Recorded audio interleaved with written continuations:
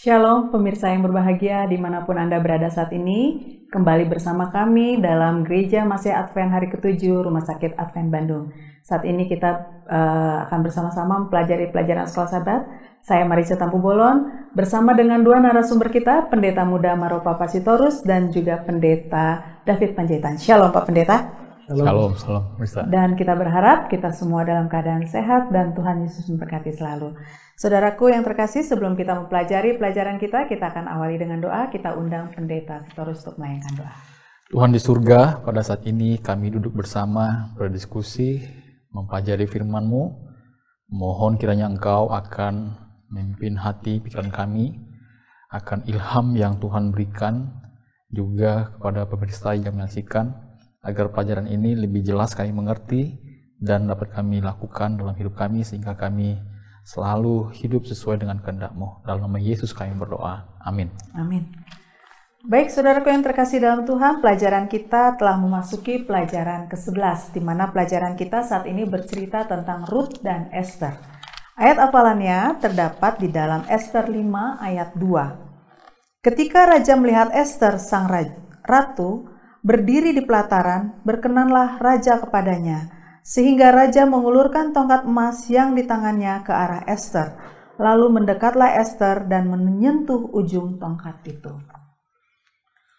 Di dalam pelajaran kita, Hawa yang namanya arti kehidupan, karena ia adalah ibu dari segala yang hidup.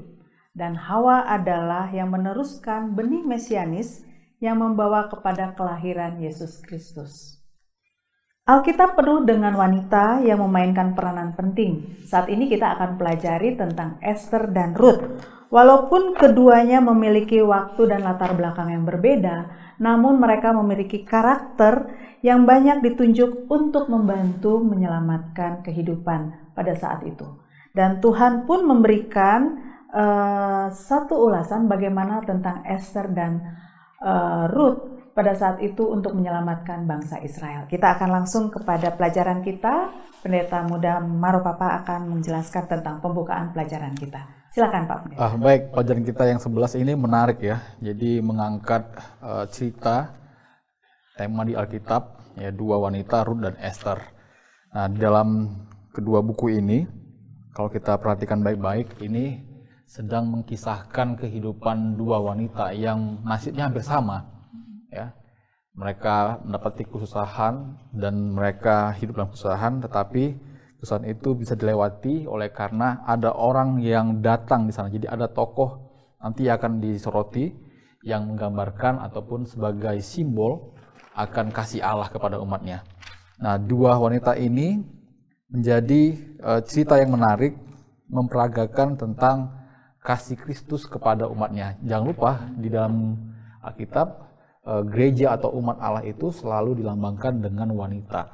Ya. Jadi kisah ini membuat lebih jelas bagaimana perhatian Allah kepada umatnya, baik yang terjadi pada saat ini, ya, kisah yang sudah lalu, bahkan berkaitan dengan nubuatan. Jadi dari cerita ini, ya, penulis mengangkat tema kemurahan Allah dan kebaikan Allah kepada umatnya, dan juga tanggung jawab Allah terhadap pekabaran yang akan Dia bagikan kepada kita. Kira-kira itu sebagai pendahuluan yang akan kita pelajari pada pelajaran yang ke-11. Baik, lanjut langsung Pendeta Panjaitan yang bisa lebih detail. Biasanya sudah langsung membawa oret-oretan ya, pemirsa ya. Nah, ini yang selalu kita tunggu-tunggu, oret-oretannya itu lebih membuat kita lebih memahami lagi pelajaran kita. Silakan Pak Pendeta. Ya, oret-oretan kayaknya ujian dulu ya, bikin seri dulu istilahnya. Boleh teman-teman di multimedia boleh bantu tampilkan oret-oretannya sudah dibuat. Jadi kembali Marica, Pendeta Maropapa dan juga pemirsa, pelajaran Sekolah Sabat ini mengulangi saja. Pelajaran Sekolah Sabat itu adalah membicarakan tentang nubuatan, di mana nubuatan ini banyak membicarakan ilustrasi-ilustrasi apa yang terjadi di buku Wahyu itu sebetulnya sudah digambarkan di buku-buku di Perjanjian Lama ataupun buku Perjanjian Baru. Nah, untuk kali ini yang kita pelajari atau cerita apa yang menggambarkan peristiwa akhir zaman itu.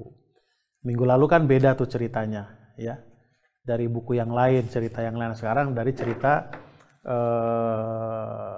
Ruth dan Esther. Nah, saya gambarkan seperti ini. Nah, seperti gambarannya kan, yang abu-abu lah ya, itu adalah akhir zaman. Lalu yang pink, kenapa pink? Karena kan Esther raja, putri, tuan putri, jadi agak sedikit romantis sedikit lah. Nah, sementara Ruth itu, ratu maksudnya. Nah, sementara yang Ruth itu warna merah, karena kita bisa sama-sama tahu bagaimana keadaan Ruth saat itu. Nah, dari dua cerita ini, dua tokoh ini kembali menggambarkan peristiwa apa yang terjadi di akhir zaman itu. Nah, saya rangkumkan pelajaran tentang Ruth. Jadi Ruth pada waktu terpisah dengan suaminya, dia mengalami kesusahan, tidak bisa makan kan, sehingga siapa mertua namanya? Naomi katakan, sudah kamu pulang aja lah. Gak mungkin lagi kamu menunggu anakku lahir untuk apa dinikahi. Dengan kata lain, kalau kamu tetap bersama denganku, kamu akan mengalami kesusahan dan mati. Sementara Orpa, paribannya ya saudara perempuannya itu sudah pulang. Ngapain? Nah, jadi poin pertama, siapa yang terpisah dengan suami? Nah, suami itu kan melambangkan Yesus Kristus, bukan? Itu akan mengalami kesusahan, bahkan akan mengalami apa? Kematian. Nah, ada seorang penolong yang namanya Boas. Nah, Boas ini saudara daripada Naomi. Kan gitu, saudara. Cuman untuk Boas menikahi Ruth itu tidak bisa. Ada saudara dekatnya. Nah, apa hubungannya ini dengan akhir zaman? Pada waktu Yesus mau menyelamatkan kita, ada yang mengaku saudara dekat kita, yaitu siapa? Setan. Kenapa? Karena dia mengaku pemilik dunia ini, sementara kita tinggal di mana?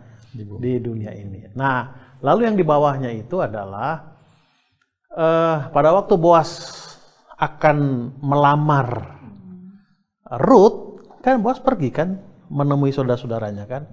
Ada nggak yang mau menikahi Ruth? Kalau enggak, biar aku. Dan itu adalah masalah penghakiman.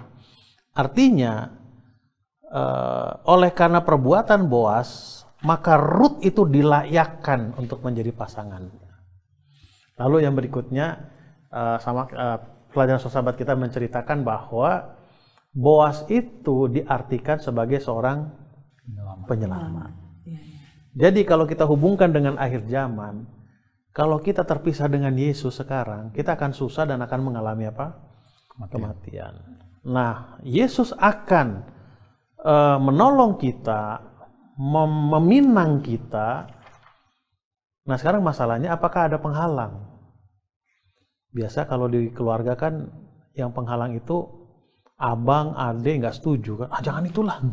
Kalau orang tua kan, ya kalau kamu udah suka ya sudah kan gitu. Tapi kalau adik, jangan itulah kak, jangan itu kak, itu sebagainya. Itu gambaran akhir zaman yang dilambangkan atau digambarkan melalui cerita daripada siapa? Daripada Ruth. Nah, sementara zaman Esther, ini menarik lagi nih.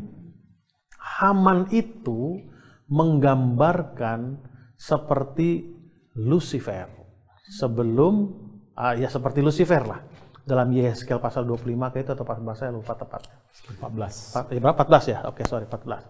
Jadi Haman itu ya memang dia paling tinggi di kerajaan itu, tetapi ya tinggi dalam kerajaan itu, dan dia menganggap merasa bahwa hanya dialah yang patut apa? Disembah. Sama seperti Lucifer, bukan? Di antara malaikat-malaikat itu dia yang paling tinggi.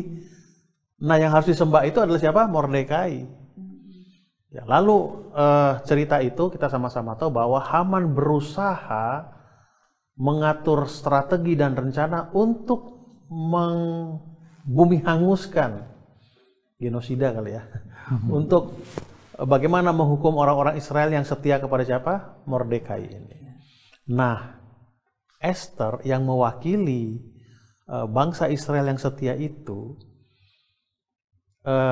Mordekai mengulurkan tongkat emasnya kan, mari datang kepadaku. Artinya Esther dan bangsa Israel tidak bisa selamat kecuali oleh uluran tangan Mordekai atau siapa? Yesus Kristus. Kan Esther nggak punya kesempatan, nggak punya Wewenang, kuasa, boleh bilang apa kelebihan dia sehingga dia dilayakkan untuk bertemu dengan siapa? Dengan Mordekai. Tapi Mordekai lah yang melayakkan dia, sehingga Mordekai yang melambangkan Yesus Kristus itu dan Esther yang melambangkan umat Allah itu bisa diselamatkan oleh karena apa? Uluran tongkat emas yang diulurkan oleh Mordekai itu. Nah, itu menggambarkan keadaan akhir zaman. Jadi gambarannya, kesimpulan dari slide ini, akhir zaman, zaman Esther menggambarkan bahwa Haman itu setan, Mordekai itu adalah siapa? Yesus Kristus sebagai penolong kita. Bangsa itu bisa selamat oleh karena inisiatif daripada siapa? Mordekai atau Yesus.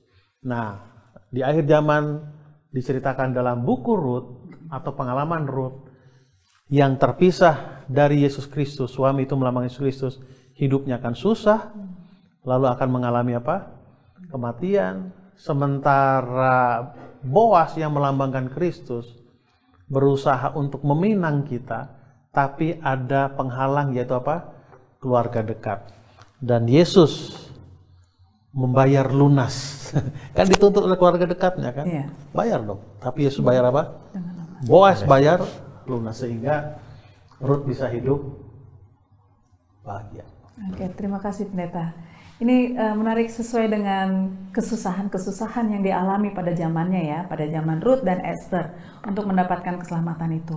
Pertanyaannya Pak Pendeta, kenapa Tuhan mengizinkan umatnya untuk melewati masa-masa sulit itu? Dan apa dalam kata arti mengizinkan? Nah, Tuhan mengizinkan semua ini terjadi kepada umatnya. Silakan Pak Pendeta. Pendeta terus. Baik, mengizinkan itu berarti diartikan bukan karena Allah itu kejam ya, ataupun Allah itu memang menginginkan supaya manusia itu susah, bukan. Jadi mengizinkan itu ada juga bagian dari pilihan manusia yang memilih hidupnya susah. Ya, seperti pelajaran kita ini kan mengulang kembali dalam kisah Hawa. Kan Tuhan kan bilang jangan jauh dari suamimu, ya. Tapi dia memilih untuk jauh dari suaminya, memakan buah pohon jahat sehingga dia menjadi susah, ya, keluar dari Taman Eden. Nah, ada juga peran manusia yang membuat hidupnya susah. Jadi bukan hanya semata-mata Tuhan yang membuat atau izinkan. Ya, yang berikutnya kita masuk kepada mengapa Tuhan izinkan manusia mengalami kesusahan. Nah, maksudnya adalah supaya manusia itu mengerti bahwa dia terpisah dari Tuhan akan susah. Dia harus hidup bergantung dengan Tuhan. Selain itu juga Tuhan ingin agar manusia ya bertumbuh dalam iman melalui kesusahan-kesusahannya. Nah, mana yang lebih banyak doa kita kalau kita lihat dalam hidup ini? Waktu kita susah atau waktu kita senang? Kalau ditanya, mana yang lebih banyak doanya? Orang akan menjawab, ya, waktu saya susah, saya doanya serius, sungguh-sungguh. Ya, bangun pagi-pagi, kadang jam 12 malam saya bangun, doa khusus. Nah, saat saya sudah senang, saya agak susah bangun untuk berdoa. Ya, artinya apa? Ya, orang akan lebih merasakan kebutuhan akan Tuhan di saat dia susah. Jadi kesusahan itu juga menjadi alat ataupun media yang Tuhan gunakan agar manusia itu menyadari keperluannya, kebergantungannya kepada Tuhan. Gitu. Oke, silakan. Terima kasih. Jadi memang kita harus itu salah satu cara kita untuk lebih menguatkan iman kita, salah satunya ya Pak Pendeta ya. Nah, ini mungkin ke Pendeta Panjaitan. Kita dapat melihat segala sesuatunya itu baik karena Tuhan telah menyiapkan untuk keselamatan itu untuk kita, Pak Pendeta. Nah, Mengapa kita harus selalu mengambil pandangan langkah panjang tentang berbagai hal untuk mempertahankan harapan ini kepada kedatangan Yesus yang kedua kali? Oke.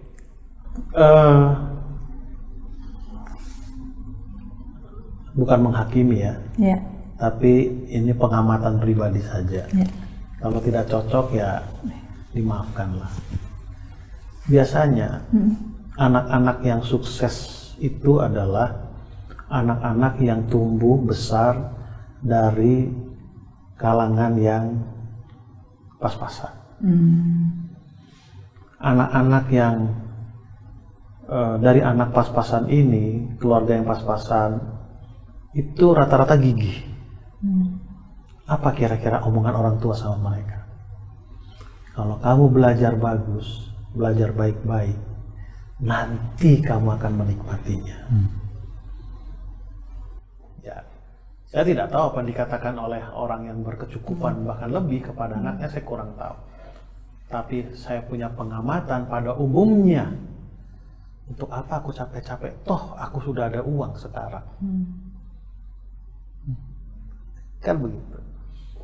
Nah, kenapa kita perlu melihat jauh ke depan?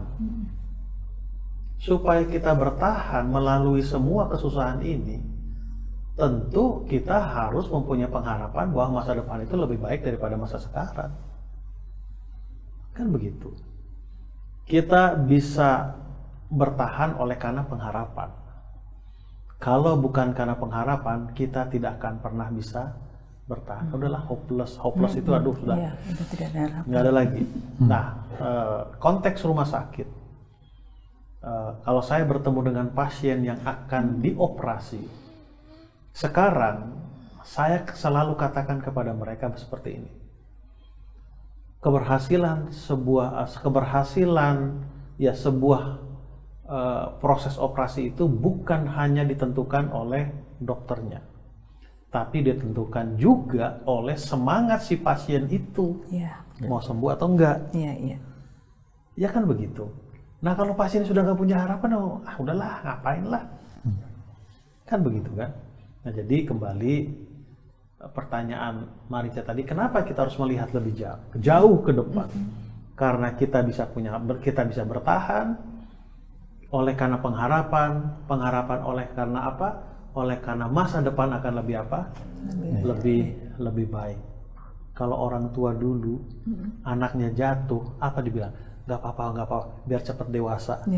Kuat itu kuat. biar kuat. Ya kalau nggak mau cepat dewasa, jatuhin aja terus gitu. Poinnya adalah ada sebuah pengharapan di situ. Jatuh, bangun, dia akan lebih berwaspada atau lebih berhati-hati untuk melakukan sesuatu, melangkah dan sebagainya. Baik, terima kasih Pak Pendeta. Dan ini pertanyaan berikutnya langsung. Bagaimana cara kita untuk bisa melakukan pendekatan untuk membantu memahami orang lebih tenang untuk menghadapi kesulitan-kesulitan yang dihadapi? Pendeta Sitorus, silakan. Baik, ini pertanyaannya susah ya. Bagaimana ya? Biasa kalau orang yang sudah mengalami kesulitan, jadi nggak bisa tenang, ya sudah panik ya, dan juga mungkin gusar dan overreaksi. Jadi dia mungkin menganggap sudahlah tamat hidup ini dan sebagainya. Yang pertama kita harus tenangkan dulu ya hatinya. Kalau di dalam kisah Yesus bersama dengan murid waktu mereka berada di dalam perahu, kan mereka itu dalam keadaan genting, mereka lupa ada Yesus yang bersama dengan mereka. Ya, mereka teriak, matilah kita, ya gawat ini. Yesus lakukan apa? Tenang, ya tenanglah. Dia tenangkan dulu murid-muridnya. Setelah dia tenangkan murid-muridnya, baru mereka ingat bersama dengan siapa? Bersama dengan Yesus Kristus. Nah, kita memang harus bisa membawa orang itu jangan panik. Ya. Malah kita harus membuat dia tenang, kepanikannya itu ya kita hilangkan dulu sehingga dia tenang dan dia bisa mulai berpikir ya dengan jelas, berpikir dengan rasional dan berpikir dengan bahkan berpikir dengan iman juga, dia menggunakan iman bahwa Tuhan ya ada bersama-sama kita di dalam saat-saat susah. Oke, Pendeta Panjaitan mungkin bisa ada yang menambahkan. Tidak ada yang lebih baik. Nasihat itu adalah dari apa yang sudah dialami dan dari orang yang sudah mengalami. Tidak ada yang lebih baik itu. Tetapi ada pepatah mengatakan pengalaman adalah guru terbaik, tapi tidak semua pengalaman akan menjadi guru setelah dialami kan. Contoh, hampir semua orang takut sama ular, tapi tidak semua orang yang takut sama ular itu pernah dipatok ular kan.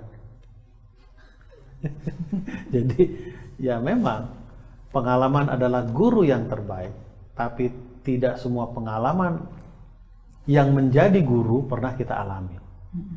Ya pernah kita alami. Contohnya yang tadi itu. Jadi bagaimana pendekatan kepada orang supaya mereka yakin bisa melewati kesusahan itu. Oke, saya keluar sedikit. Dulu di gereja kita ada yang namanya care group. Sekarang sudah hilang itu. Sekarang namanya KPA. Dulu care group itu disebut cell group juga, kelompok-kelompok kecil. Kalau saya terjemahkan dalam dunia umum, care group, cell group itu sama dengan komunitas. Nah, komunitas, orang-orang yang berkumpul dalam komunitas itu dipersatukan oleh nasib yang sama, hobi yang sama, selera yang sama. Kan begitu. Nah, kenapa Tuhan izinkan kita melewati kesusahan? Biar kita bergabung dalam cell group, saling menguatkan satu dengan yang lain. Dan tokoh yang paling bisa menguatkan kita itu ya hanya Yesus Kristus. Kan Alkitab pernah katakan, penghiburan yang sejati itu hanya berasal dari Tuhan kita. Dia udah lalui. Kesusahan apa sih yang paling berat dia lalui? Dihianati. Ya kan? Dihianati. Itu aduh paling berat banget itu.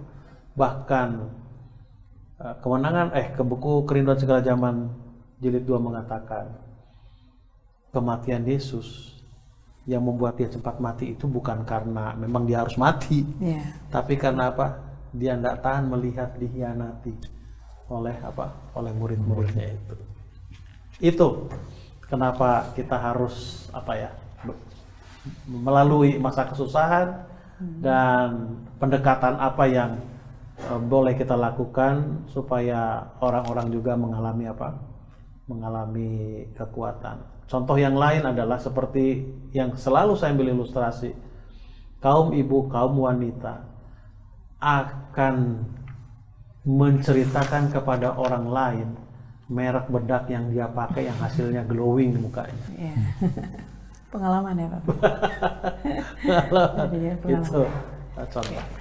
Baik, terima kasih saudaraku yang terkasih dalam Tuhan. Tidak terasa waktu kita melalui pelajaran ini. Kita akan langsung pada konklusi pelajaran kita. Kita undang Pendeta Panjaitan untuk menyampaikan konklusi dari pelajaran kita pada saat ini. Baik, di hari Jumat Alfa dan Omega di 1, 2, 3, 4, 5 baris kelima dari bawah. Pada pertempuran ini akan dipertarungkan perjuangan besar dalam peperangan antara yang benar dan yang salah. Dan kita tidak akan dibiarkan bimbang dalam hal ini. Sekarang, sebagaimana pada zaman Esther dan Mordekai, Tuhan akan mempertahankan kebenarannya dan umatnya. Jadi, gak usah takut. Esther sudah menang kok. Kita pun pasti akan akan menang. Baik, terima kasih Pak Pendeta. Dan demikianlah pelajaran kita pada saat ini. Biarlah melalui pelajaran kita pada saat ini lebih dikuatkan iman kita dan kita siap menunggu kedatangan Yesus yang kedua kali. Saya Marica Tambu Bolon, mohon undur diri. Tuhan Yesus memberkati.